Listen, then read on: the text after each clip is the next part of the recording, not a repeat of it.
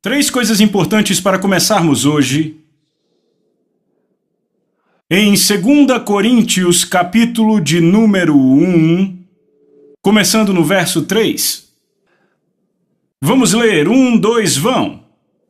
Bendito seja o Deus e Pai do nosso Senhor Jesus Cristo, o Pai de misericórdias e Deus de toda consolação. 4. É Ele que nos conforta em nossa tribulação, para podermos consolar os que estiverem em qualquer problema, pelo consolo com o qual nós mesmos somos consolados por Deus. Isso é maravilhoso. É impressionante.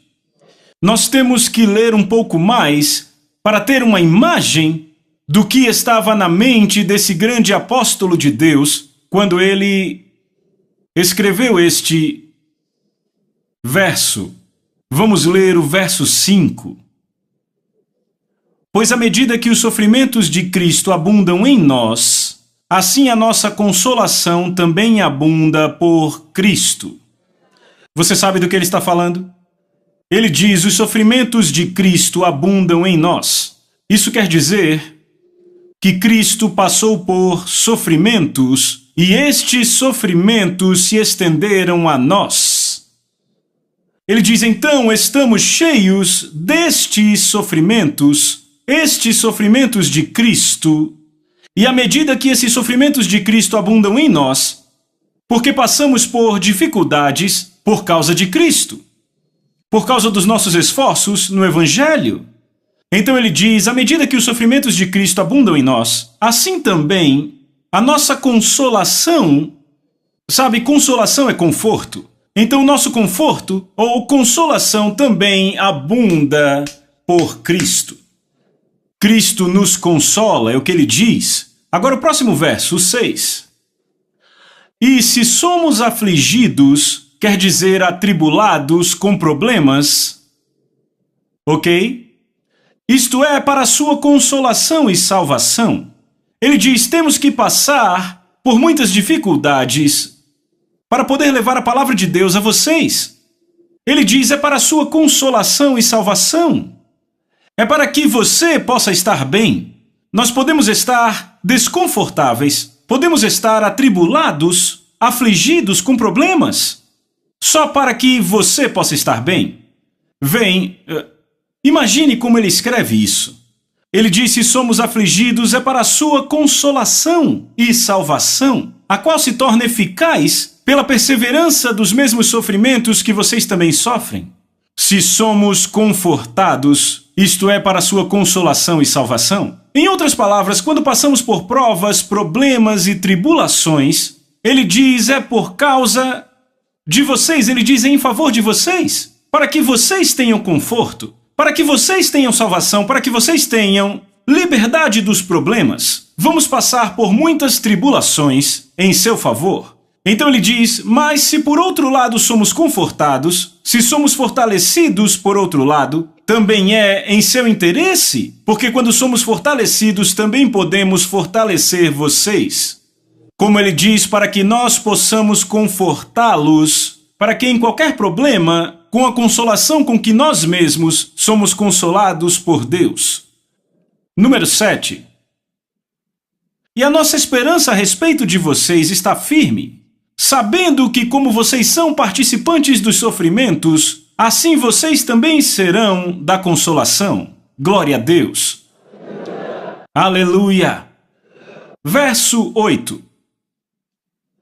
Porque não queremos, irmãos, que ignoreis a natureza da tribulação que nos sobreveio na Ásia, que fomos pressionados fora de medida, além das forças, a ponto de desesperarmos até da própria vida.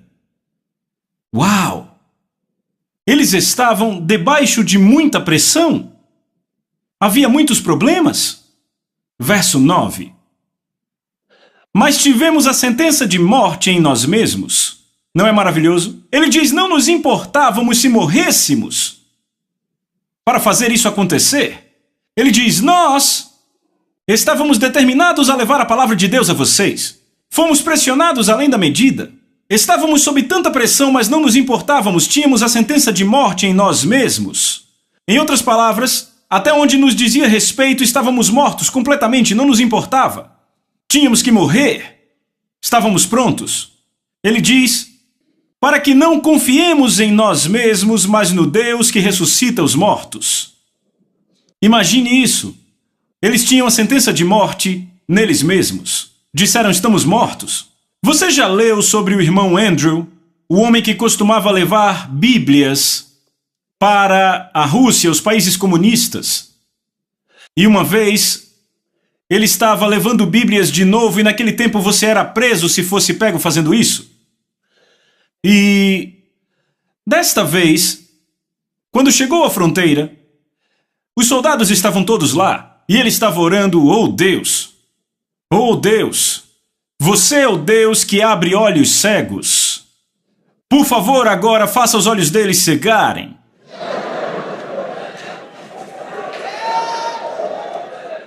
Mas a coisa bonita era que antes de ele embarcar nessa jornada, ele estava pronto. Ele sabia que se o pegassem, ele iria para a prisão e provavelmente morreria.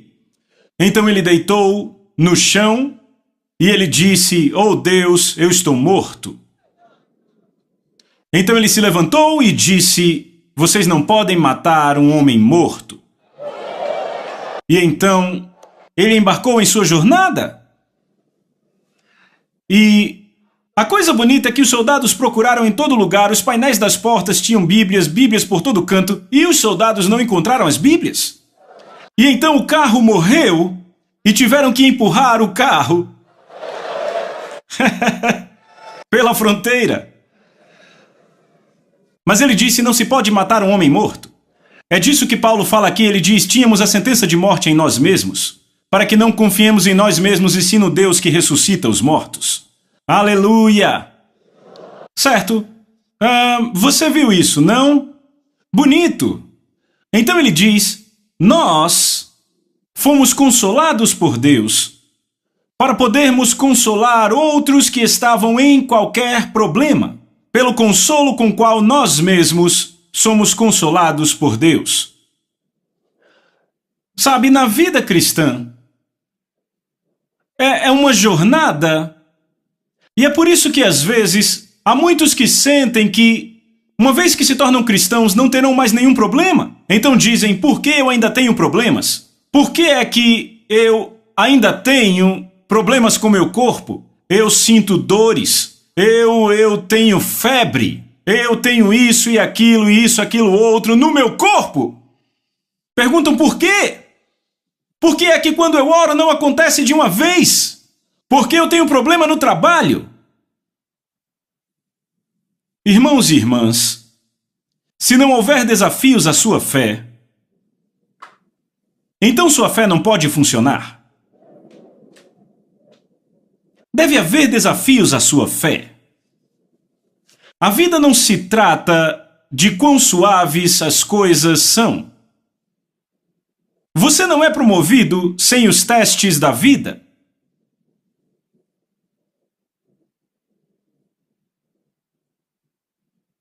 Vocês estão me ouvindo? Eu estou falando com vocês hoje e há milhares de vocês aqui, hoje, me ouvindo. E há muitos outros milhares que vão ouvir esta mesma mensagem pelo rádio, pela televisão, pela internet, pelos livros e todo tipo de formatos ao redor do mundo. Mas nesta mesma cidade onde eu estou pregando agora, eu fui de rua em rua para pregar o evangelho de casa em casa. Aqui nesta cidade.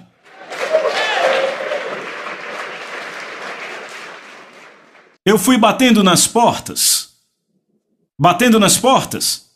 e abriam para mim e eu dizia, eu quero compartilhar a palavra de Deus com você. Alguns diziam, entre. E nós falávamos do evangelho. E outros diziam, saia daqui. E eu saía. E alguns diziam, nunca mais volte aqui. E outros diziam, não terminamos hoje, por favor volte depois. Vem, havia os bons e havia os maus. E ainda tinha os feios. Vem. Mas houve dificuldades em chegar lá, em fazer isso acontecer. Eu não me encontrei aqui do dia para a noite. Eu não orei e de repente cheguei nesse... Vocês entendem? Houve coisas difíceis no caminho, desafios no caminho.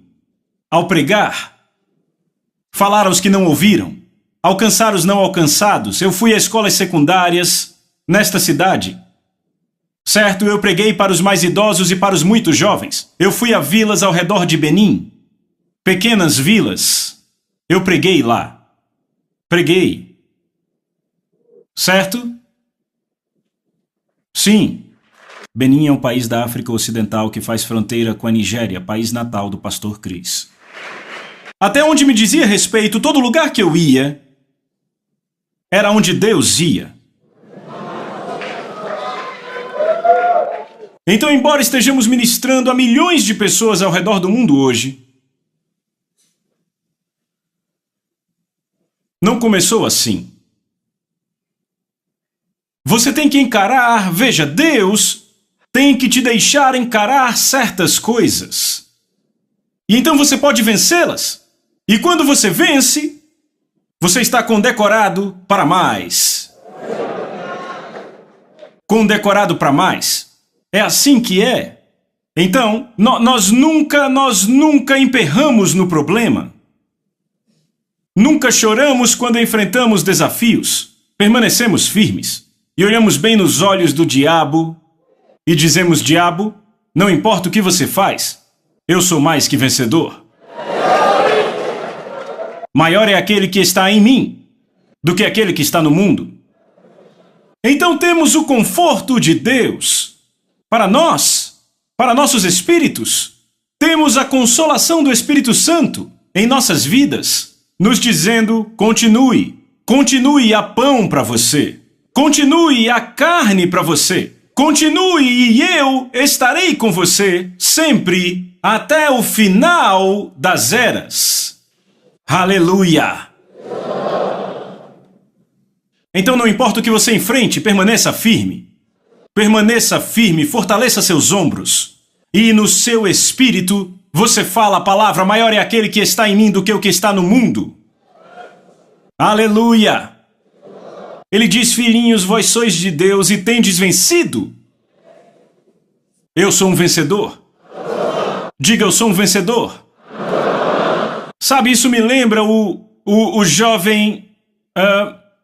não estou certo se era um garoto ou uma garota, que escreveu aquela pergunta domingo passado, onde ele ou ela estava perguntando sobre fazer várias provas e falhar uma vez após a outra, dizendo, pastor, o que mais eu posso fazer? Eu já tentei tudo. O que mais eu posso fazer? Às vezes você pode ter até desafios na área acadêmica. Mesmo depois de todo o conselho que eu dei. Já tinha tentado tudo.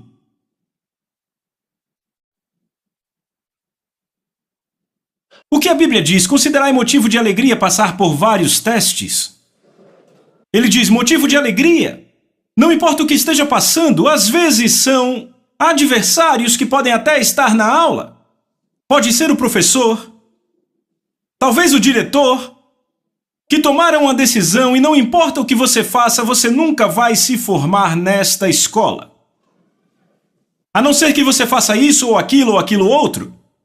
E você sabe pela sua consciência que não quer fazer isso. Se você orar, a Bíblia diz, se você está aflito, ore. Vem. Se passa por problema, ele diz, ore. Agora, isso não quer dizer que quando você ora, o problema vai embora do dia para a noite. Ele pode não ir embora. Mas o que quer dizer quando ele não vai embora?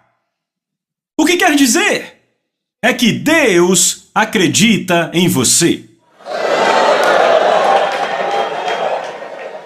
Ele acredita que ele te treinou o suficiente para encarar esta coisa.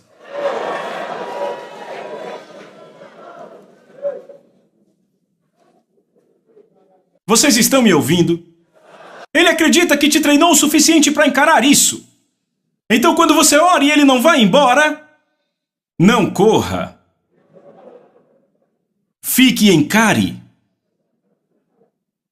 1000 cairão ao teu lado, 10.000 à tua direita, mas não te atingirão.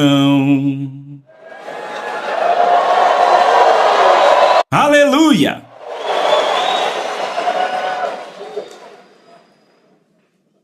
Você pode estar lá e tiraram o emprego de você. E você se pergunta, Deus, o que eu fiz? Como vou passar por isso? Se Deus não muda a situação, não se preocupe. Permaneça. Permaneça. Diga contra a esperança, eu creio na esperança. Fique. Não se preocupe. Os muros vão cair diante de você.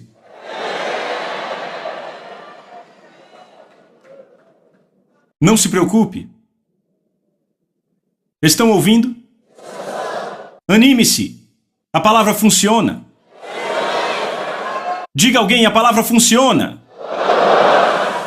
Funciona. Apenas anime-se. Nunca desista. Aleluia. Certo, agora vamos ver outro ponto aqui. Vamos para Filipenses capítulo número 4, verso número 6. A expressão utilizada para traduzir o verbo grego merinal foi pegar pensamento, para facilitar o entendimento e a contextualização da ministração. Leia 1, 2, vão! Não cuidem de nada, mas em todas as coisas, por oração e súplica com ações de graças, que os seus pedidos sejam feitos conhecidos a Deus. Verso 7. E a paz de Deus, que excede todo o entendimento, guardará os seus corações e mentes através de Cristo Jesus. Aleluia! Oh, isso é bonito! Nesse verso 6 ele diz, não cuidem de nada. Não cuidem de nada. Esta palavra, cuidado, vem da palavra grega merinao, que quer dizer pegar o pensamento. Entendem? Pegar o pensamento. Sabem, pensamentos vêm a nós o tempo todo. Sabe, nesse momento, o seu sistema de receptáculo mental está funcionando nesse momento. A sua mente está funcionando agora. Há várias e várias miríades de sinais passando pela sua mente nesse momento. Você pode pensar em vários outros assuntos nesse momento. Você pode pensar na plataforma, pode pensar nos alto-falantes, pode pensar na pessoa perto de você, pode pensar sobre ontem, pode pensar sobre amanhã, pode pensar no seu escritório, pode pensar na sua filha, filho, marido, esposa. Você pode pensar, sabe, há tanta coisa que você pode pensar no sonho de ontem à noite. Bem aí onde está sentado, há um monte de coisa que pode entrar pela sua mente bem agora. São pensamentos, um monte de pensamentos indo até você. E então, você pega aquele que você escolhe, e quando você pega o pensamento, você se concentra nesse pensamento e rumina nesse pensamento. Só Deus sabe o que esse pensamento fará com você. Então ele diz, pegar o pensamento, certo? Volte para a passagem, ele diz, não cuidem. Ele diz, não pegue o pensamento por nada. Pegar o pensamento quer dizer concentrar a sua mente de tal forma que você fique preocupado. Muitas vezes, é o fato de pegarmos o pensamento que nos arrasta. Então, eu estou pensando e eu sou distraído por aquele pensamento. E agora eu estou pensando longe. Então ele diz, não pegue o pensamento.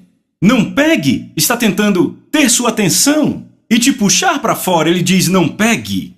Não pegue o pensamento. Não pegue o pensamento por nada. Não cuidem de nada. Merinal, ele diz, não pegue o pensamento. Mas em todas as coisas, qualquer que seja o caso, em tudo pela oração. E súplica quer dizer petição. Petição, oração argumentativa. Pela oração e súplicas com ação de graças. Ação de graças. Ele diz que os seus pedidos sejam feitos conhecidos a Deus. Apenas diga o que quer, Ele é grande o suficiente. Ele é grande o suficiente. Ele conhece tudo, Ele conhece o amanhã. Ele sabe tudo da sua vida. Não tem por que se preocupar. Aleluia! Ok, agora vamos ver como Jesus disse. Evangelho de Mateus, capítulo número 6, a partir do verso 25. Ok. Veja, Jesus diz, desta forma eu digo a vocês, não peguem o pensamento outra vez. Este merinal, ele diz, para não pegar o pensamento. É a mesma palavra, quando ele diz não cuidem de nada. Veem, e é isso que Jesus diz aqui. Mas na versão em inglês, ele estica, para você ver exatamente o que quer dizer. Não pegue o pensamento, é merinal, que quer dizer não fique cuidando de nada. É o que Jesus está dizendo. Veem? A mesma palavra. Então ele diz, desta forma eu digo a vocês, não peguem o pensamento por sua vida. A sua vida. Ei, vamos lá. Não espanta que Paulo diga, tínhamos a sentença de morte em nós mesmos. Não pegue pensamento por sua vida.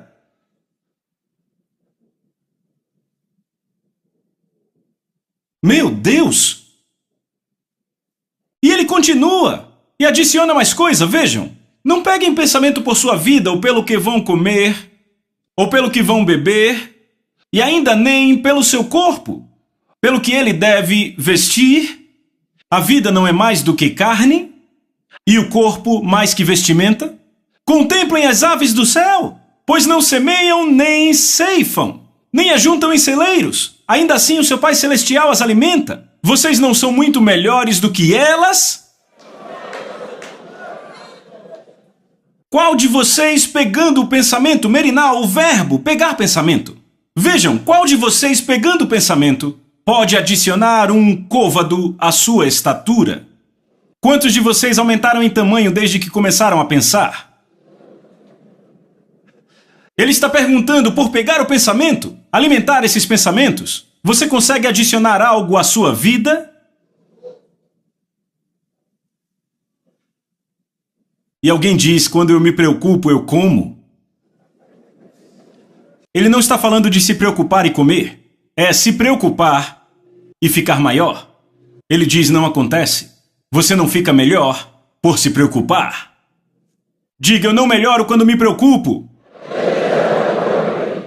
Vejam, qual de vocês por pegar pensamentos? Jesus, ouçam! Você sabe quem está falando? Este é Jesus! Qual de vocês por pegar pensamentos pode adicionar um côvado à sua estatura? Qual de vocês? 28. E por que vocês pegam pensamento por vestimentas? Porque se preocupam com o que vão vestir? Considerem os lírios do campo, como crescem. Eles não trabalham nem fiam. E ainda assim eu digo a vocês que nem Salomão em toda a sua glória se vestiu como qualquer um deles. 30. Ora, se Deus veste assim a erva do campo, que hoje existe e amanhã é lançada ao forno, Ele não vestirá muito mais vocês, ó vós de pequena fé? Diga uau! Ei, você leu isso? Diga uau! Rapaz, uau! Desta forma, não pegue o pensamento dizendo o que iremos comer, ou o que iremos beber, ou então como iremos nos vestir. 32. Pois por todas, vejam isso, pois por todas essas coisas os gentios procuram.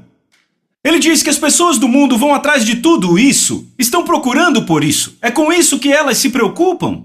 A vida inteira delas trata o que eu vou comer, o que eu vou beber, o que eu vou vestir, sabe? Todo esse tipo de coisa. É com essas coisas que elas se preocupam. Apenas ser feliz no mundo.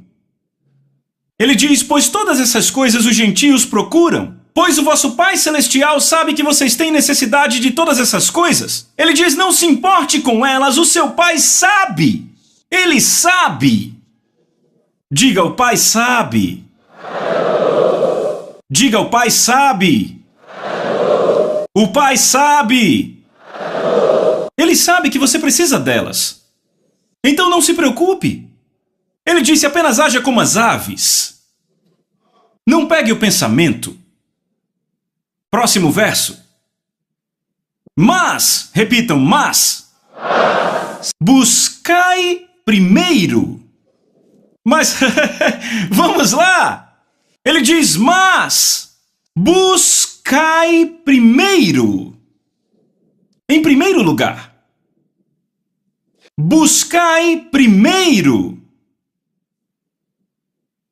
o reino de Deus e a sua justiça. Oh, Deus! Sabe do que ele está falando aqui? Buscai primeiro o reino de Deus e a sua justiça. Ele diz, não tente ser feliz. Não tente ficar satisfeito. Não tente desfrutar da sua vida. Ele diz, não. Ele diz, buscai primeiro o reino de Deus e a sua justiça. Ele não está falando sobre tentar ser justo. Não, ele está falando de buscar o seu reino e a sua justiça. E daí, eu busco o reino de Deus em todo lugar. Então, se eu tenho amigos, eu busco o reino de Deus entre os meus amigos. Se o reino de Deus não está neles, eu tenho que fazer algo sobre isso. Eu busco o reino de Deus na minha família. Se não conhecem a Jesus, eu tenho que levar a eles o reino de Deus. Eu busco o reino de Deus na sua vida. Eu busco o reino de Deus em todo lugar que eu vou. O reino de Deus está aqui. O reino de Deus está nessa escola. O reino de Deus está nesse escritório. Ele diz, buscai primeiro o reino de Deus e a sua justiça. Isso quer dizer...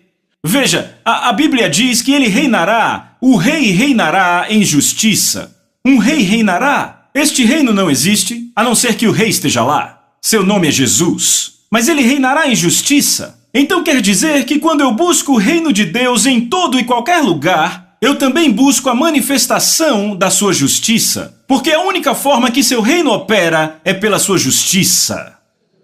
Então eu busco a justiça de Deus em todas as coisas, em todo lugar. Onde está a justiça de Deus? O que é a justiça de Deus? Eu não estou buscando o que os homens querem. Eu estou buscando o que Deus quer. Eu digo às pessoas, mesmo quando está resolvendo problemas entre duas pessoas, não busque quem está certo. Busque a justiça de Deus. Foi isso que Jesus disse. Buscai a justiça de Deus. O que é a justiça de Deus? Onde está a justiça de Deus? Nós somos aqueles que devem trazer a justiça de Deus a esta terra. Recebemos a justiça de Deus em Cristo Jesus. A palavra de Deus veio até nós. Recebemos a palavra e Ele nos fez justos. E a Bíblia nos diz que Ele nos fez a justiça de Deus em Cristo Jesus. Então, quando chegamos, manifestamos a justiça de Deus. Transpiramos a justiça de Deus. Fazemos os homens conhecerem e receberem a justiça de Deus. Isso é tão importante. O que você está buscando? Você está buscando a justiça de Deus? Foi isso que ele disse para buscar? Ele disse: buscai primeiro. Ele disse: mas buscai primeiro o reino de Deus e a sua justiça. Onde está a justiça dele? Uma das maiores razões pela qual a maioria das pessoas tem problemas na vida é porque não estão buscando a justiça de Deus. Enquanto você estiver buscando a sua própria, você não será satisfeito. Você será infeliz. Ele disse: os gentios buscam estas coisas. Havia um casal. Brigavam tanto um com o outro, com raiva um do outro todo dia. Até que um dia o homem morreu. Ele vinha doente e ele morreu. A mulher ficava xingando, com raiva, xingando, enquanto cuidava dele, mas xingando. Então, ele morreu. E eu disse: a disputa acabou, não foi? Ele está morto. Foi estúpido. Mesmo que Deus desse a você 200 anos para viver, não esqueça, alguns viveram por mais de 900 anos antes de você. E agora os 900 anos acabaram.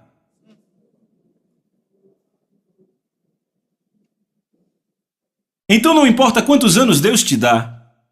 A questão é se você está ou não andando na justiça de Deus. Se está buscando a justiça de Deus. Mas se estiver buscando a sua, você pode até ficar feliz. É só uma questão de tempo. Quando esse tempo acabar, você se arrepende de ter se feito feliz.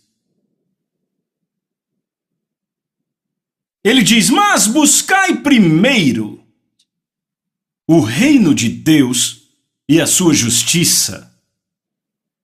Quando ficarmos diante do Senhor, Ele não vai ficar fazendo perguntas estúpidas como alguns pensam. Tudo vai girar em torno de por que Jesus veio. Ele veio para nos dar a vida eterna. Trata-se da vida eterna. Trata-se da vida depois daqui. Não desta daqui, mas aquela que vem depois. Qualquer que seja a vida que Deus te deu aqui, neste mundo, ela não é para este mundo. Tudo se trata da vida depois desta. Você está vivendo nesta terra para decidir onde e como você viverá a eternidade. É para isso que este mundo serve. É para a sua decisão. Onde e como. A vida não se trata daqui. Um dia você terá que sair deste mundo. Seja pela morte ou voando. Você vai... Não importa como, você vai ter que sair desse mundo. Isso é o que é importante. Você vai ter que sair daqui. Veja, você terá que ir. Você terá que ir. Então sua vida cotidiana se trata de fazer esta escolha. Aonde você irá partir daqui. E como você vai viver esta vida? Como? Você vai chegar e dizer: graças a Deus eu consegui? Sim, sim, sim, 1000 vezes sim. Isso é bom. Sabe, estar no céu de qualquer forma será melhor, melhor, melhor, melhor. Não importa o quê? Melhor, melhor, melhor do que estar no inferno. Entende o que eu digo? Sabe, mesmo que você fique na porta do céu e te digam: você vai ficar por aqui eternamente, ainda assim será melhor do que estar no inferno. Eu estou certo? Sim, mas veja, Deus não nos fez simplesmente para chegar lá. Ele ama o fato de nós termos a sua glória. Então pense nisso. Não importa o que você faça, este é o seu foco. É nisso que você pensa. Esta é a sua mente, é a sua contemplação, ok? Mantenha isso em sua mente. Mantenha isso na mente. Como Jeremias disse, deixe que Jerusalém venha à sua mente. Aleluia! Sim, as coisas espirituais que virão à sua mente. Não há muitas pessoas que pensam espiritualmente. Elas pensam carnalmente o tempo todo. Não pensam espiritualmente. Elas pensam em quanto dinheiro vão fazer. Elas pensam em sua fama. Pensam em quem está escutando elas. Elas pensam em todos os amigos que têm. Tantas coisas que elas pensam. T.L. Osborne disse: aqueles que são interessados no que as pessoas pensam sobre eles são escravos das últimas pessoas com quem falaram. Que verdade! Estão sempre carregando o fardo de agradar alguém.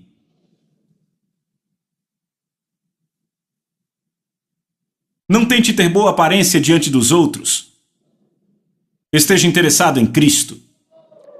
Então, não cuide de nada, não pegue o pensamento por nada, mas em tudo, pela oração e súplica com ações de graças, faça com que seus pedidos sejam conhecidos por Deus. E o próximo verso diz, verso 7, e a paz de Deus que excede o entendimento, a palavra quer dizer vai além. Todo o entendimento vai guardar seus corações e mentes. Aleluia a Cristo Jesus. Aleluia. Sim. Sim. Vai guardar seus corações e mentes. Proteger seus corações e mentes. Aleluia. Ok, agora o último ponto para pensar. Está pronto para isso? Ok. Vá para livro de Romanos capítulo 10. Romanos capítulo 10. Diga, eu sou um sucesso. Diga, Cristo está em mim. Amém. Agora vamos ver isso. Romanos capítulo 10, versículo 8. Porque eu acho que vocês têm que entender isso no contexto correto. Verso 8. Bom, leiam então do verso 8. Mas o que é dito? A palavra está perto de ti, na tua boca e no teu coração. Outra vez, a palavra está perto de ti. Onde? Na tua boca e no teu coração. Onde está a palavra? Ele diz, a palavra está perto de você. Está tão perto que está na sua boca e no seu coração. Diga, está na minha boca e no meu coração. Então a palavra está na minha boca e no meu coração. Vem, muitas pessoas não entendem este princípio. Então tem a palavra em suas bocas, mas não no coração. Se não estiver na sua boca e no seu coração, não vai funcionar. Se está no seu coração e não na sua boca, não vai funcionar. Se está na sua boca e não no seu coração, não funciona. Tem que estar em ambos, na sua boca e no seu coração. Na sua boca e no seu coração. Vocês estão me ouvindo? Certo, então vamos de novo. Então o que se diz? Vamos! A palavra está perto de ti, na tua boca e no teu coração. Esta é a palavra da fé que nós pregamos. Observem. Verso 9 agora. Assim, se tu confessares com a tua boca o Senhor Jesus, e se tu creres em teu coração que Deus o ressuscitou dos mortos, tu serás salvo. Muito bem. Próximo verso. Verso 10. Pois com o coração o homem crê para a justiça, e com a boca a confissão é feita para a salvação. Isso é tão poderoso. Sabe, é impressionante como ao redor do mundo tantos cristãos são ignorantes da palavra de Deus. E é por isso que o ensino preciso da palavra é tão importante. O ensino preciso da palavra de Deus é tão importante. Veja, se homens e mulheres ao redor do mundo vão viver, me refiro a cristãos aqui, se querem viver uma vida vitoriosa, então eles têm que entender as Escrituras. A maioria não entende. Até pregadores. Um monte de pregadores não entendem as Escrituras. E Jesus disse, vocês erram porque não conhecem as Escrituras. Ele disse: é por isso que vocês erram, porque vocês não conhecem as Escrituras. Às vezes você diz a alguém: ah, mas a Bíblia diz... Não coloque a Bíblia aqui. Dizem: não coloque a Bíblia aqui, vamos discutir tudo primeiro. Como? Ei, vamos lá! A Bíblia é a palavra de Deus. A palavra de Deus é a sabedoria de Deus.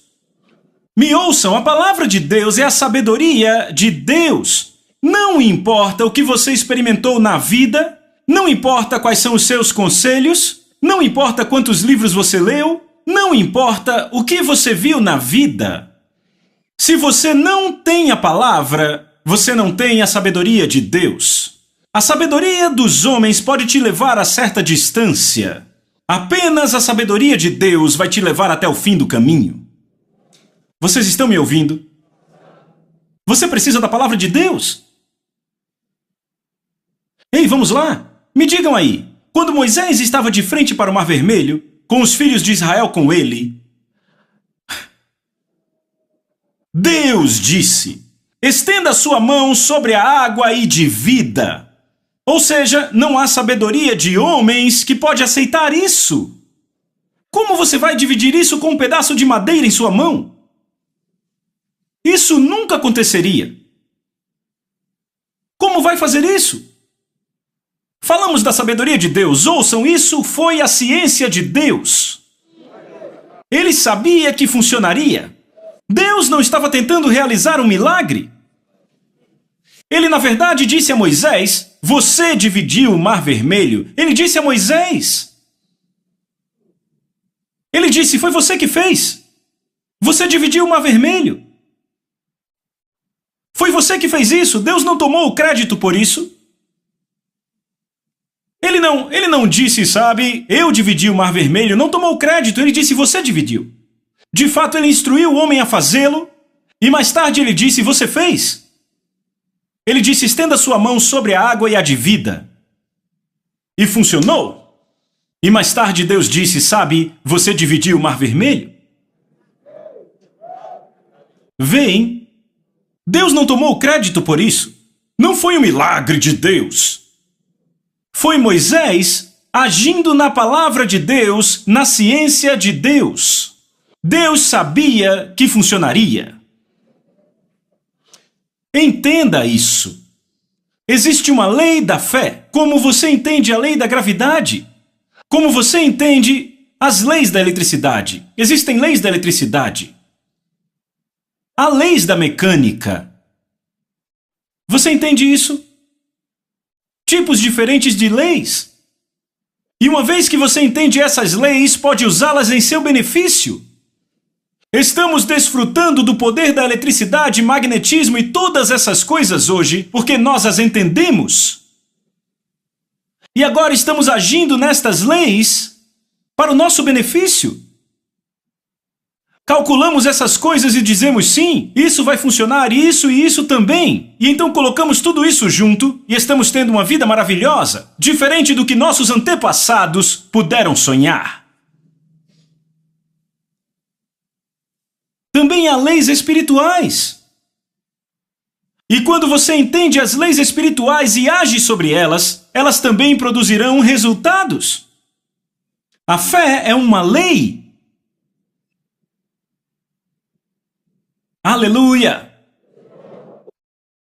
Mas vamos ver isso. Ele diz: a palavra está perto de ti, na tua boca e no teu coração. E ele diz: a palavra da fé que nós proclamamos. A palavra da fé. Que se você confessar com a sua boca Jesus Cristo como Senhor, crendo no seu coração que Deus o ressuscitou dos mortos, vai resultar em salvação. Ele diz: se a sua boca falar, com seu coração crendo, ele diz: haverá um resultado, haverá uma manifestação. Seu coração e a sua boca devem trabalhar junto. Você ainda está aí? Sim. Então a palavra de Deus é a sabedoria de Deus. Temos que pensar das formas de Deus. Quando aprendemos a pensar os pensamentos de Deus, pensando as palavras de Deus, então chegamos a viver a sua vida sobrenatural. Viver sua vida sobrenatural. Glória a Deus. Aleluia. Você entende porque ele diz não fique ansioso por nada? Ele diz não cuidem de nada. Porque não importa o que aconteça, existem leis espirituais para te fazer prevalecer. Amém? Diga, eu me recuso a ficar preocupado. Eu me recuso a ficar ansioso. Mesmo quando o problema chega e você é pressionado em sua mente, ouçam, não, eu me recuso a ficar ansioso em nome de Jesus. Essa é uma batalha da fé? É uma batalha da fé, então pensamentos tentam tomar sua mente e te pôr nesse caminho. Alguém tenta te puxar pra cá e diz, não, pense assim. Ah, você tem que pensar nisso, aconteceu isso e aquilo. Diga, pare. Em o nome de Jesus. Pare! Diga, eu declaro e eu confesso, em o nome de Jesus Cristo de Nazaré, eu sou um sucesso.